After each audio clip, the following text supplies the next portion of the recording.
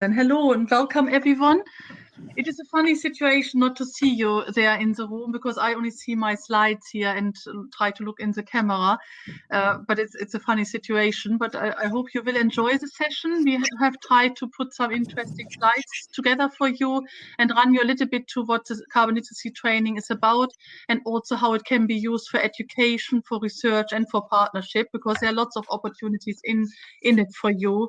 So you might use it mainly for education, but you might also have some exciting research projects you might want to take out of it, or partnership with maybe some companies you are working with or something like this. So it's possible for all of this. So I wanted to say a little bit about the session, because if you're not familiar with it yet, we can't hear you and we can't see anybody either, so we can only see the chat. Actually, I can't see it at the moment either because I'm sharing the slides. So, so if you have any questions, so the presentation will take approximately 30 minutes, and then we have 15 minutes for questions afterwards. So feel free to put your questions at the moment in the chat, and then once we have finished the presentation, we will look at the questions in the chat and will answer as many as possible in the remaining 50 minutes. So feel free to put anything there while we are going through the slides now. Okay, so I think now I start with the next slide.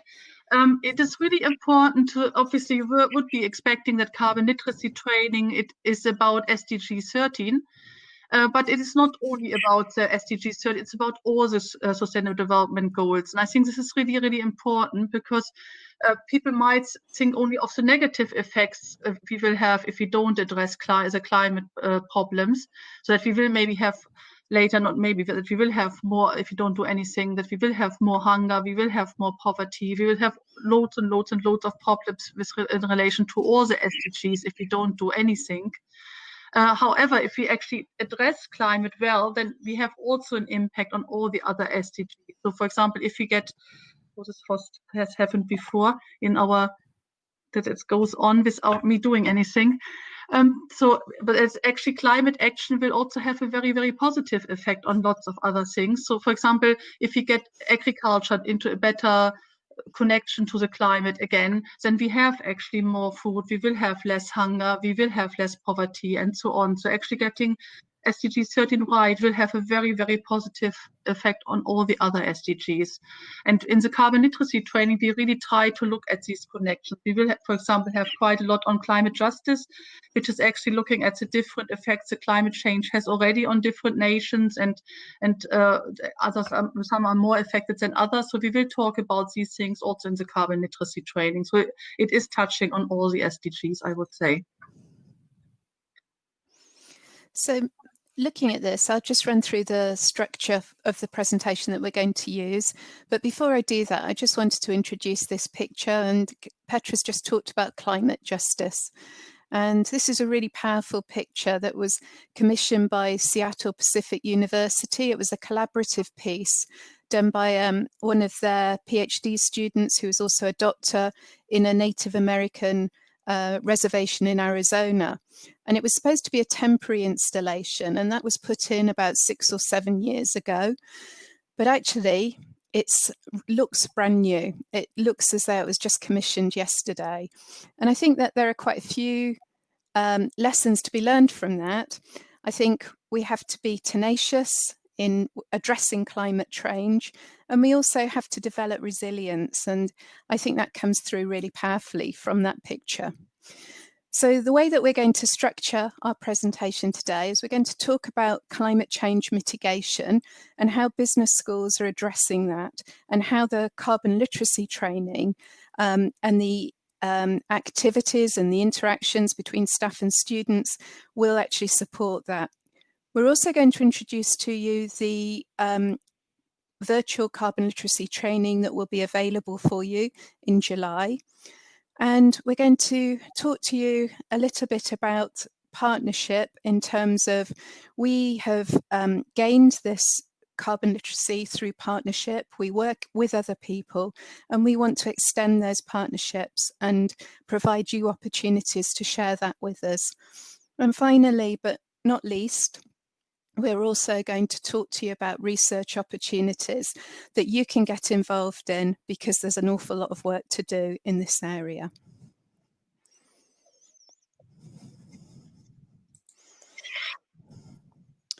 So, introducing us. So first of all, we've got Professor Petra Molthan-Hill, who a lot of you will know. She's quite renowned in this area.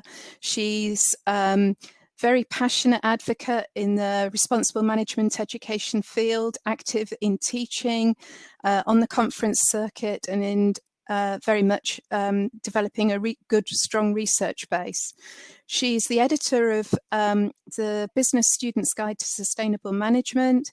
She has won a couple of awards, and the two I'll mention are the Guardian Award with Business Partnership in 2015, and she was also given a green gown in 2018. So she and Alex Hope, who's here, I can see it as well, are the co-chairs of the working group on climate change and environment. So, and then we can sort of move on to me. I'm a principal lecturer at Nottingham Business School. I'm very much involved in embedding sustainable development goals into courses, modules, the curriculum, student initiatives outside of that I think are particularly important. I like to share those, my learnings from those and the research that I do around those projects with the Prime community.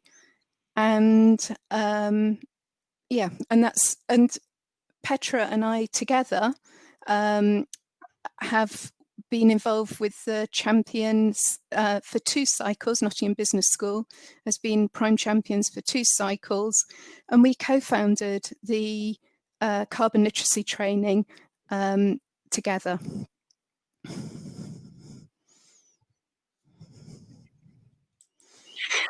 Oh, it's me again. I'm doing lots of talking.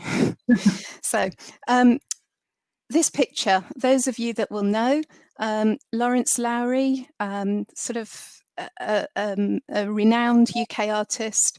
He depicted scenes in northern England, really at the start of the Industrial Revolution, and sort of the tall chimneys emitting lots of smoke, people in fairly torrid working conditions. And he actually said, my ambition is to put the industrial scene on the map. And probably subconsciously he has done, and we're still talking about him in that context. Very much Manchester was part of his background and of the pictures that he made. And I'm going to jump forward 100 years now to sort of 2011. And in 2011, we had a different political system in Manchester. We had elected mayors. They were particularly active in getting their own personal agendas, and the mayor at the time was particularly interested in climate change, and he had a breakfast meeting, and it fell at a time where a lot of the media companies were moving out of London. So the BBC had relocated and ITV production had relocated to Manchester. So it was that dynamic process at the breakfast meeting where we had business leaders, political leaders came together. And really it was from that Cooler Projects formed as a social enterprise and developed the first carbon literacy training. And that became part of the process of embedding. So it's that collective activism that actually came together. And I think, again, we've got learning to take from that. There have been tangible outcomes from that. So obviously, and Petra will talk in a minute about Cooler Projects and some of their outcomes. But the BBC, which Petra and I were involved actively in doing some research, they've trained 800 of their employees worldwide in carbon literacy training. Coronation Street have embedded it right across all their production. And if you look at the slide that you're just seeing now, it's got this Albert Sustainable Production Certification. And as you watch TV programs, what you'll do is you'll find at the end of them that logo, and it shows that the film, the production, the TV production is actually making positive impact in reduction of waste and reducing carbon emissions. Yes, so I want to talk a little bit more about the carbon literacy project and about Cooler project as well. So you can see a slide here which they have put together with how many people, how many nations they have engaged, how many different organizations. Obviously, BBC is a very big one of their clients, but there are loads of others. And actually, I think they don't get really on with, so they kind of sent me an email just before now, make it 28,000 pledges because we have recounted them, we have to redo this whole slide. So they are actually doing, I think they're very, very active, very much really giving it to lots of different sectors, which is great. So besides the television sector, which has been very engaged in this whole, and Rachel mentioned that there were 800 employees already trained from the BBC, and the BBC, for example, claims that they have actually reduced carbon emissions in the 3 years where they were running the carbon literacy training by half of the carbon emissions they had before. So they have really reduced quite a lot. But they're working with lots of other sectors as well. For example, with fire rescue, fire services, or they also with the health sectors. For example, at the moment they are just designing a carbon literacy training for GPs for general practice, so for medical staff, so that actually they can run their own practice based on these principles, that they can actually understand how much carbon could I save in my own medical practice by what I'm prescribing to my patients, like with asthma inhalers and things like this, which have a very high carbon impact. So all these things are also considered. So this is a big project at the moment to introduce it for GPs.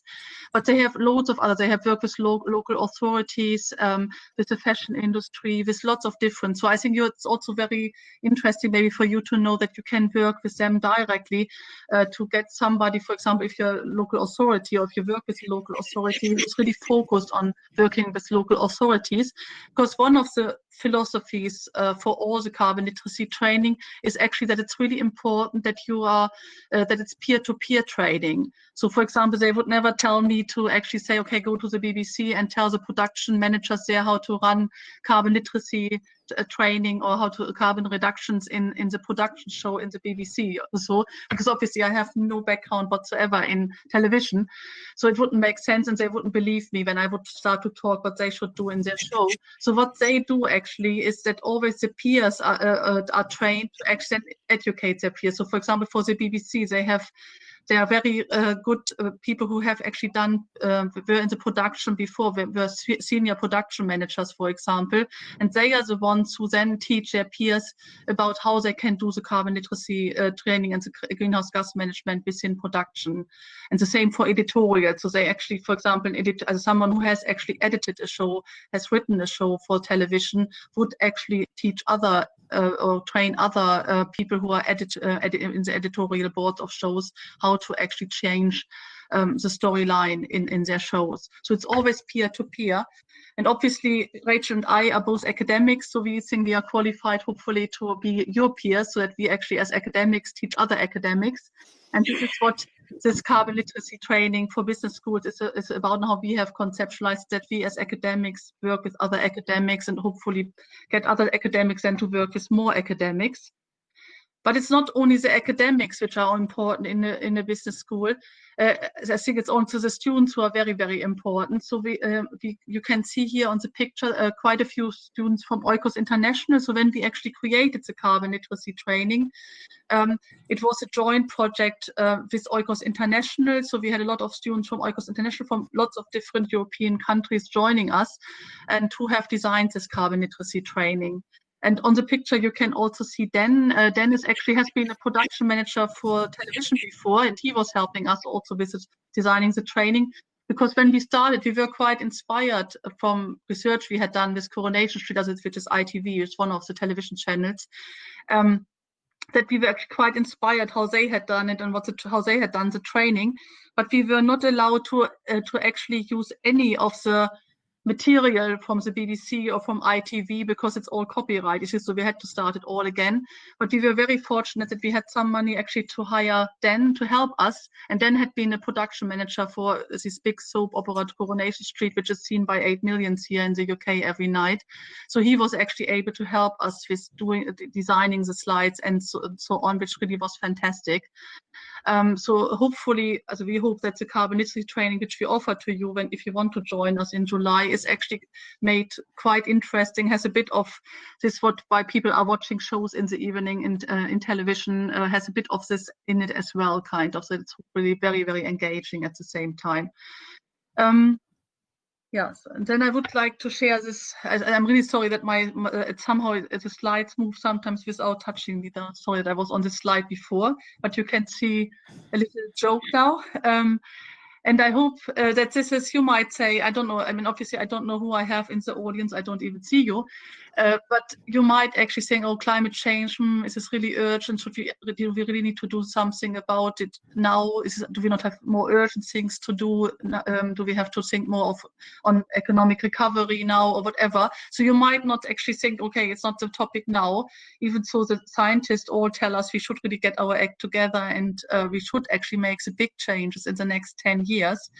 But I think this joke is actually quite nice because it brings it a bit to a point that, okay, it might be not as urgent as we think it is urgent. A lot of, people, 97% of science agree it is very, very urgent, but we might still think it's not so urgent. However, would it really be a problem if we would actually have created a better world too soon? Because we would have maybe created more jobs in this area. We would have actually improved the health for everyone by kind of improving our climate, by reducing air pollution and so on. We would have done maybe lots. We have maybe done something for biodiversity quite early. So we would have done maybe good things very early, but is this really a problem? Is this really bad? I think maybe not. It's time really to get going, even if it's earlier than some of you in the audience might think. So please do join us immediately to do the action. It would be really nice. And our vision is really that we think it's really important that we, at the moment, obviously there's a lot of discussion, what do we do within COVID-19 recovery now? And a lot of people just want to go to the model we had before. So let's actually just go back to the same economic models, to increase every industry again, whatever. So industry there, fossil fuels, everyone should get some money kind of to get started again. And we think this is really not the right approach, and that we think there is actually, we should take this moment and that we have to try to do now the COVID-19 recovery and link it to a transition to a low carbon and circular economy. And while we are doing this, I think all the events in the last weeks have shown us that we should at the same time address social inequalities.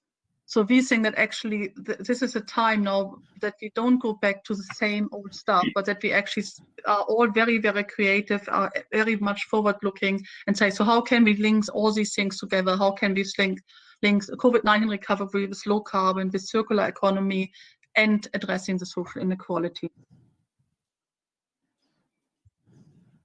And I would like to show you this little, so what will we gain? I will want to show you this little video. And can you hear the sound, Rachel? Okay.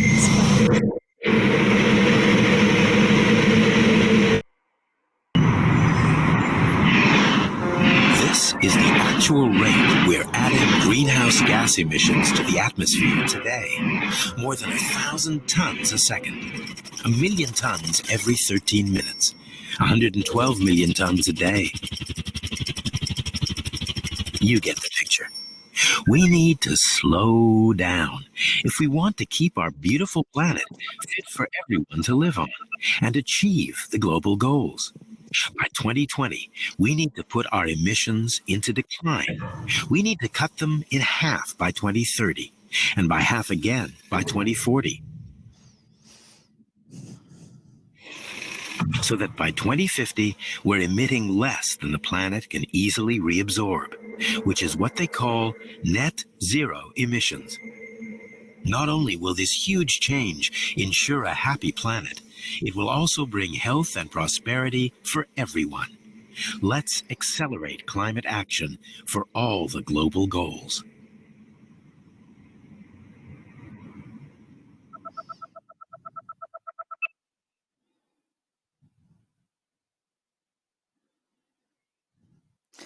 Okay, so we've had a look at that and we can see the urgency of the problem. So if we have a look at this slide here, we've got a graphic produced by the National Oceanic and Atmospheric Administration, and that's just 2019, and it's showing unexpected, unusual climate events around the world, and we can see it's affecting us all.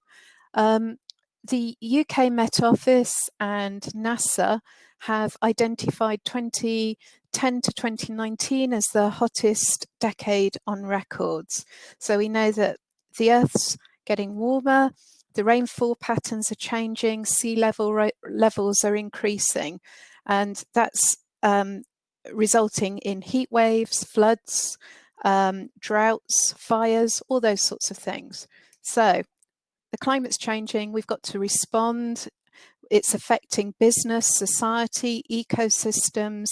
Governments are starting to put in regulatory pressures. But until recently, very recently, carbon was just being freely emitted. There was no cost involved in that. And as a result, there wasn't, there was a monetary, social and financial cost, but there was a lack of consequence of that. And if businesses continue to sit on the fence, they're going to lose their competitiveness. That's going to result in less jobs, in there not being a transformation moving through to a low carbon economy. So come back to the business school.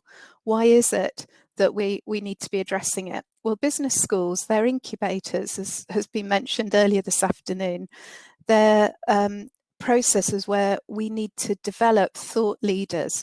We've got academics in there that are conducting research, and their research is underpinned by other academics' research, and we need to be developing tools, mitigation tools, and using those mitigation tools with students so that then when they transfer through to industry, they've got the correct tools, skills, knowledge to be able to address carbon literacy, well, the climate action, and as a result of it, make positive impact in the future.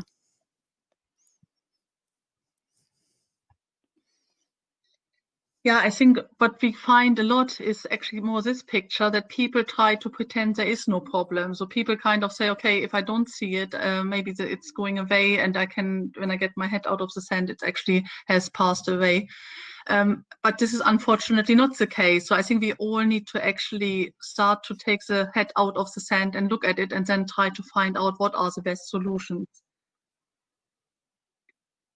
And we have put you here a little graph, which is actually based on a study from Deloitte from 2019.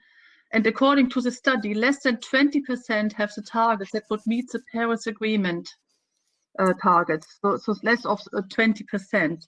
And you can see that the industries who are a bit stronger are energy and tourism, who actually have addressed it more. Maybe quite obvious because of the problems they will have otherwise in the future. And obviously you can imagine what change it also has, that we are now all sitting at home and not traveling for these industries, for one of them at least. So there are some have done something, but as I say, overall it was only 20%. So it's very, very limited. And I think we should be by 100% by now, and we should really try to aim to get everyone to look into this topic. So what can business achieve by doing this? I think what they can really achieve is that they can achieve their resource productivity, and a lot of them who are now actually looking into it, who are starting to innovate, will be the first to actually make the low carbon transition, and will have a market advantage by going for a low carbon transition, besides all the other benefits we have from it. And I think a lot of people, companies, need to really look at their supply chain. As you will know that lots of supply chains, like for example, especially if you take cocoa or coffee, that actually cocoa and coffee are, that climate change has an impact on them. So it's not just staying all the same. So if you're depending on such a supply chain, for example, you definitely need to look into it, what you can do about it, how can you protect your supply chain, and so on.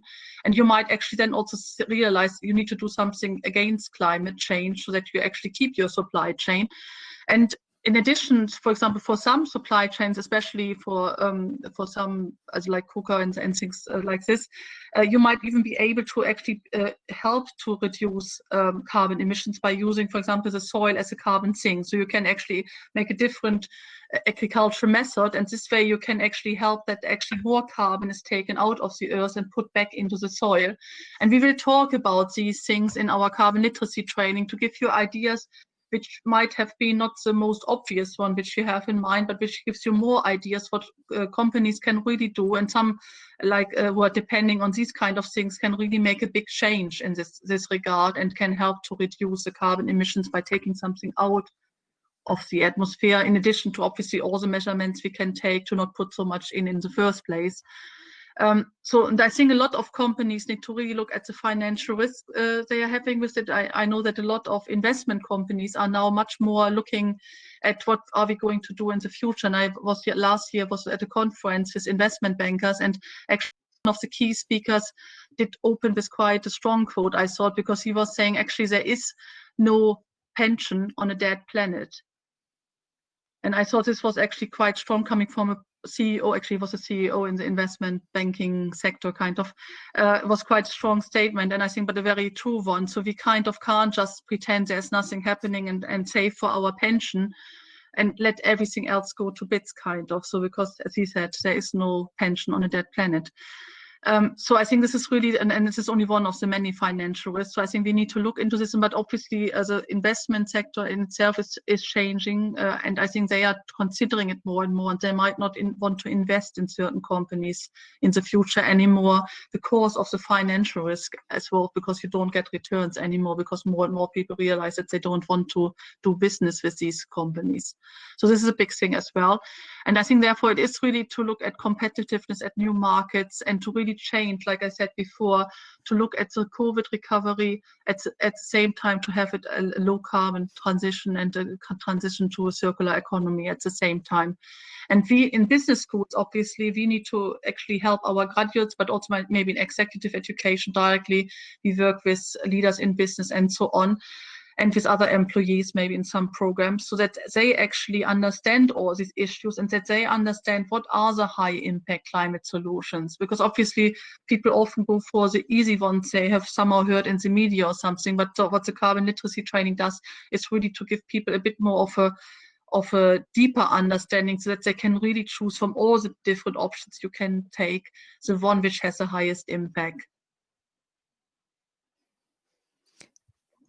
And so that's what we're going to ask you. We'd like you to come and join us and participate and gain a certificate.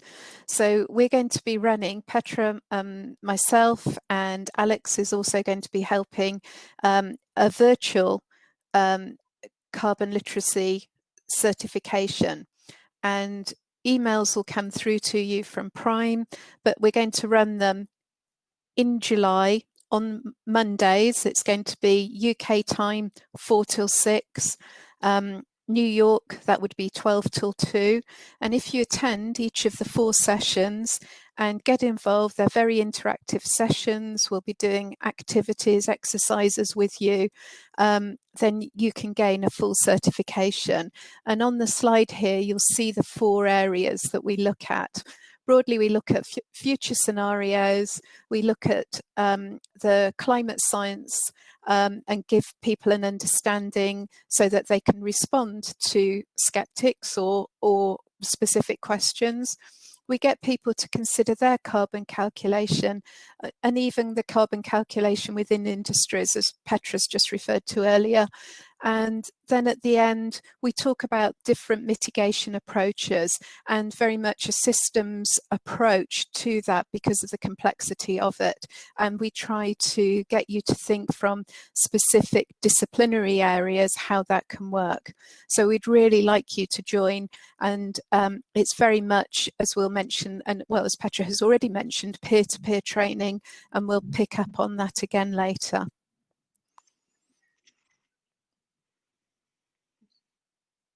Petra, you're breaking off, I hope. Petra? Okay. Yes, I'm here. Okay. Can you hear me? Okay, good. So you can move on a slide off, so now. I hope it's good. Yeah, I have a thunder coming here from, so I hope I stay on with you all. Me too.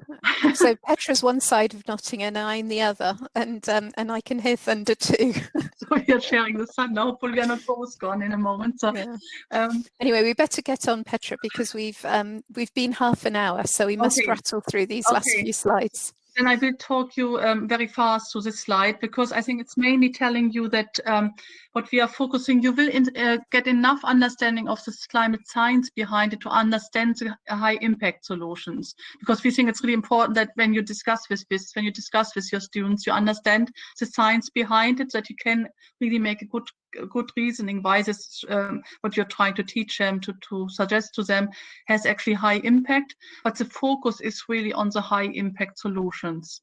And we touch the science, also the climate justice and the future scenarios a little bit, but the focus is for you to understand this. And actually now the system is going on by itself, so to speed us up. So I'm going to pick up a little on collaboration and partnership. And first of all, I want to say thank you to all the schools that have been involved so far with the carbon training. We are, a lot of the work that we've done has come through the Prime Champions, but not exclusively. And there's a list here of those schools that have been involved.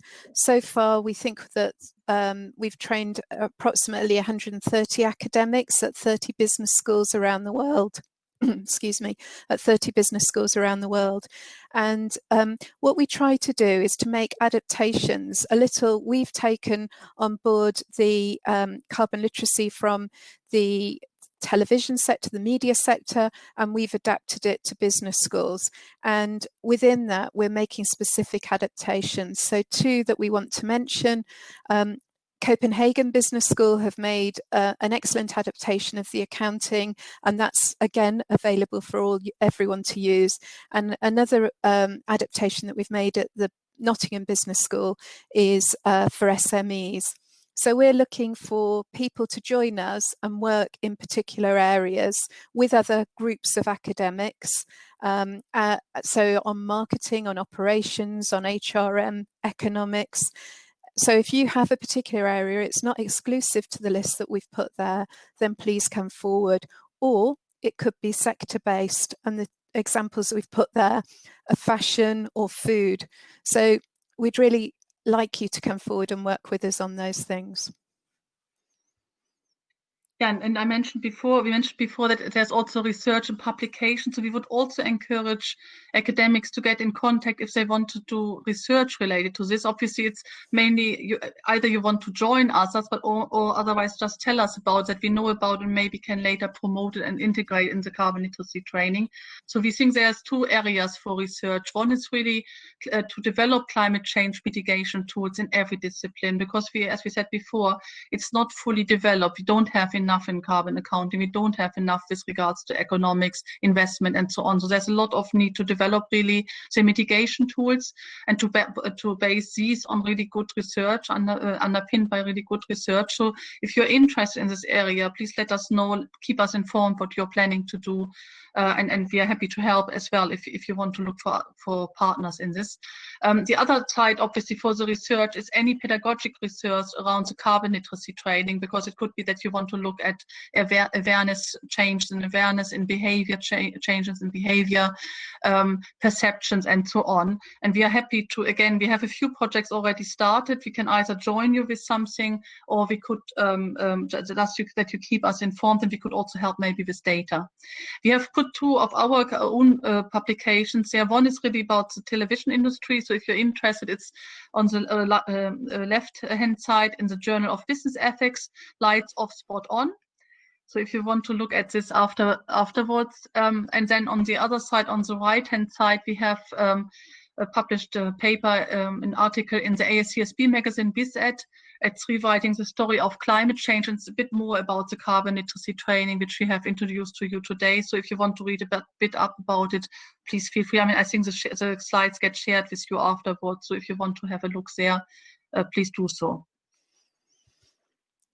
So moving forward, and dissemination of our of the project to you, really. First of all, we really would encourage you to sign up and take part in our carbon literacy training, and it's very much taking a train the trainer approach, and we feel that obviously as academics should be ideal for that. All the materials are there, they're very interactive and engaging. We've had good feedback so far moving through. Our second thing is to use prime champions and use the chapters on a global level, the regional chapters, and work with those heads and do particular events, adapt materials to the regional nuance around the world or particular issues that are prevalent at that time. As Petra's just identified, all the research that can be done around this, and we can probably put you in contact with other groups to support that.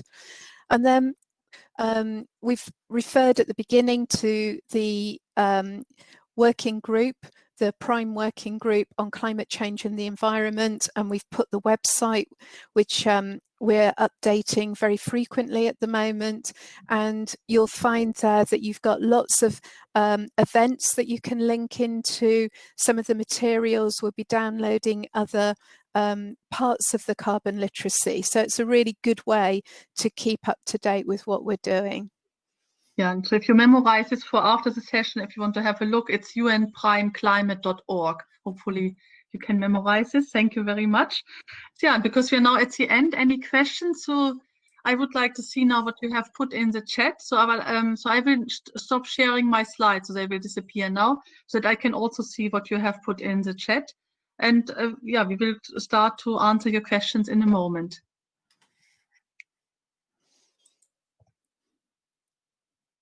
I'm just putting the in the chat the address for the UN Prime Climate Change website there for people to pick up.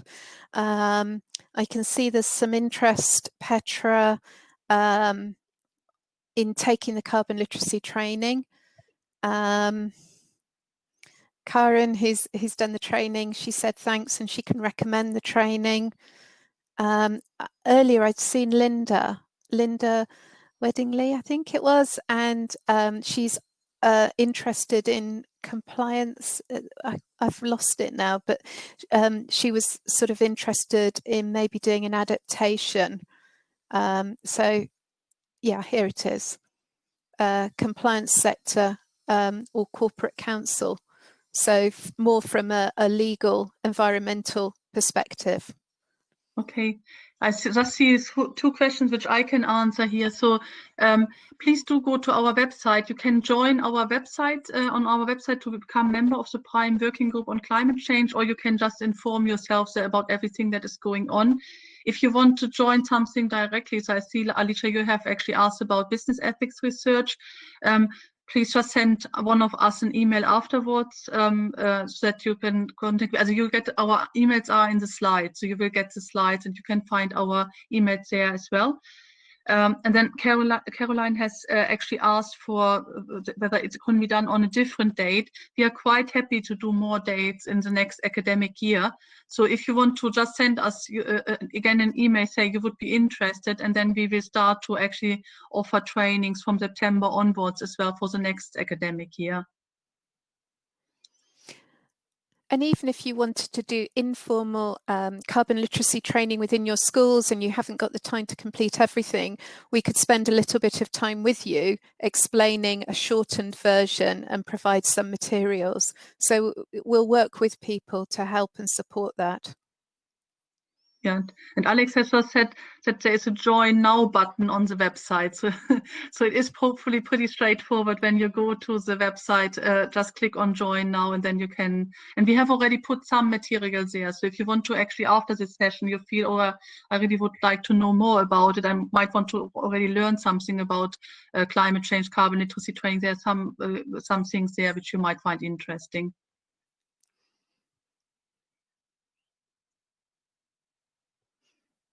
I think I go further up because I said to you, you can start from the beginning to put questions.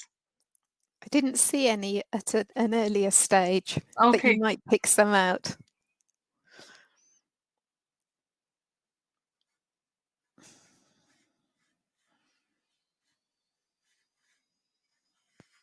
So if you want to put other questions, I can't, sorry if I missed somebody or something, but please do put other questions or your own perception or something in.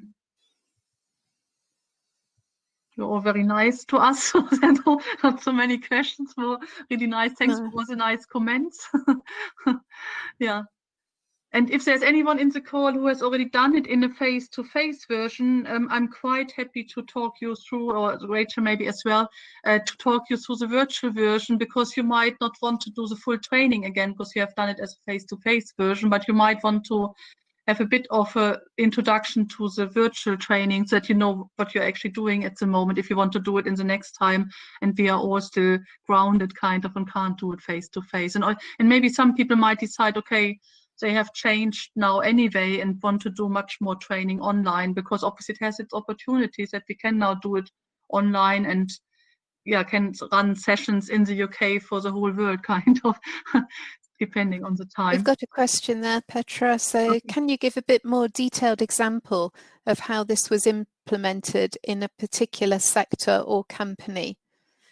So I suppose we could talk a little bit about Coronation Street, do you think, in these last few minutes? Yeah, you could do. Do you want to talk a bit about Coronation Street, or? Yeah. So they ran common carbon literacy training for the TV sector to get economies of scale, because everyone's looking to reduce costs. And what would then happen, the people that had taken the training would go back into their teams, and that could be, for example, in Coronation Street, it could be the design team who do the sets. It could involve the transportation team that get the cars all sort of ready and the actors to the right place at the right time. It could be the TV, it could be the editing suite or the costume. And they would get into, once they had done the training, they'd get into those groups and they would review where they were. So it was a continuous process, continual review of where they were in terms of making carbon reductions. And those carbon reductions were measured throughout this process, so that by people doing the carbon literacy training and making pledges about what they would do when they get back into the workplace, we could see that the carbon emissions were reducing over that time period. Does that give a bit more of a feel, Dilip? I think it was who asked that. Yeah, then maybe to give you a totally different industry. For example, I was working with a company, it was confidential work, so I can't name them or so, but it was in the food industry. And for them, it was what I was a bit referring to in my presentation. They realized actually that the biggest problem for them had been that those farming methods which their suppliers are using, they have about 40,000 farmers working for them and supplying the products to them, that actually all these farmers, to actually get the biggest results, they had actually changed the soil quality so much that they, before the area they were working in, as the company said, it was about 45% of it was used as a carbon sink and had gone down to 5%.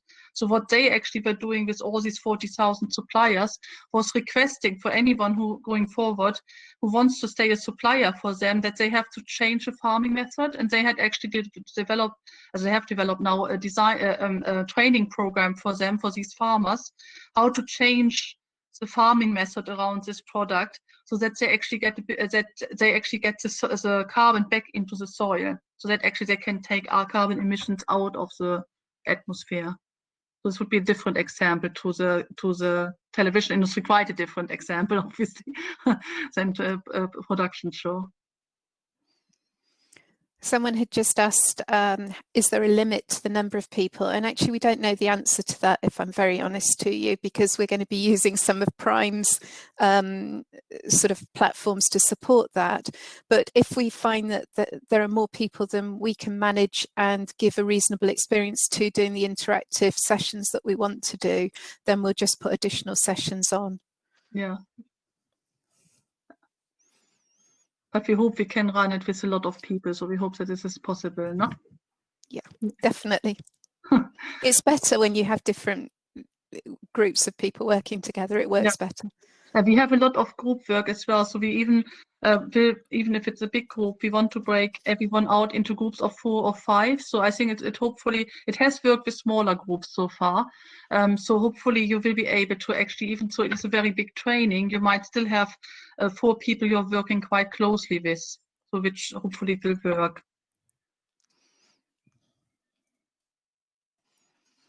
Okay, so there's someone else coming in September. Yeah, we will look for new dates, and so please do contact us if you can't make the one in July, and we will set up more in the next academic year.